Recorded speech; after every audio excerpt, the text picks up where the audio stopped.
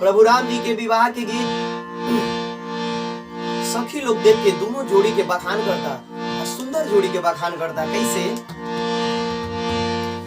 जब से रघुबर के देखनी, अरे सुरतिया सुरतिया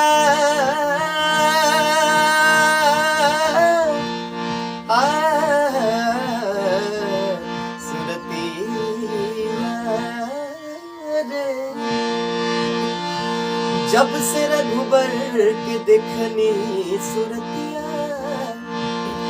अजी जब से रघुबर के अरे देखनी सुरतिया, तब से ही है मन बल करी। जब से रघुबर के देखनी सुरतिया, तब से ही है मन बल करी। सिया जोगे सुनर राम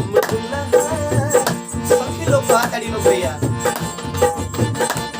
सिया जोगे, हाँ सिया जोगे सुनर राम दुल्हा। अरे हम तो जोड़ी लगावल करीले, जब से रघुबर के देखनी सुरतिया, अजी जब से रघुबर के देखनी सुरतिया।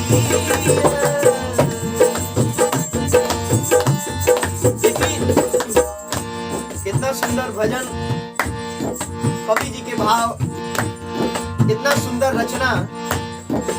और ये भजन पहली बार राजा राम एंटरटेनमेंट के माध्यम से आज सबके सुने को मिली। हो भैया देखिए कितना सुंदर गीत बा।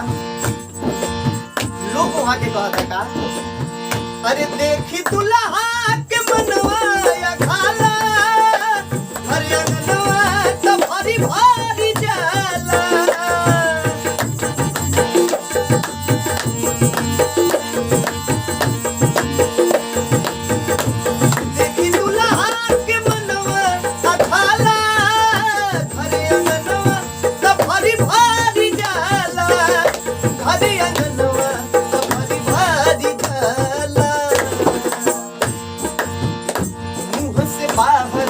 असलियत हो जाला, रूप के बखान होता, बिना कहले ही मुंह से बाहर आ जाता। समझे वाली बात बा। मुंह से बाहर, हाँ मुंह से बाहर असलियत हो जाला। अजी हम तक तनो दबावल करीले, जब से प्रभु जी के देखनी सुरतिया, वो जब से प्रभु जी के देखनी सुरतिया, तब से ही है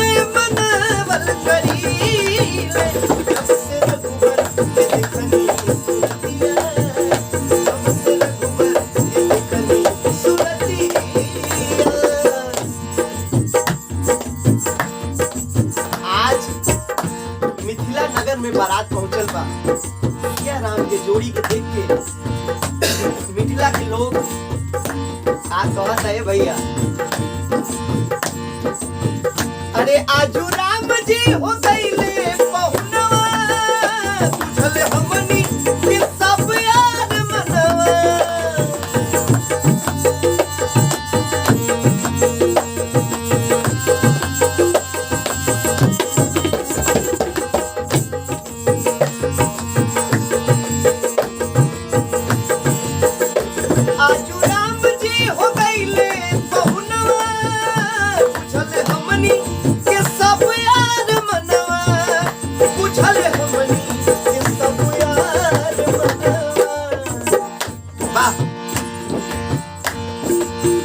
अरे खुश गावे, खुश गावे सखी सब गनवा, सब लोग सखी लोग खुश बा।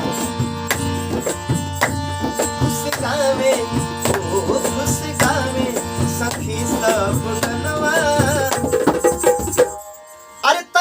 हम हूँ लुटावल करी जब से अकबर के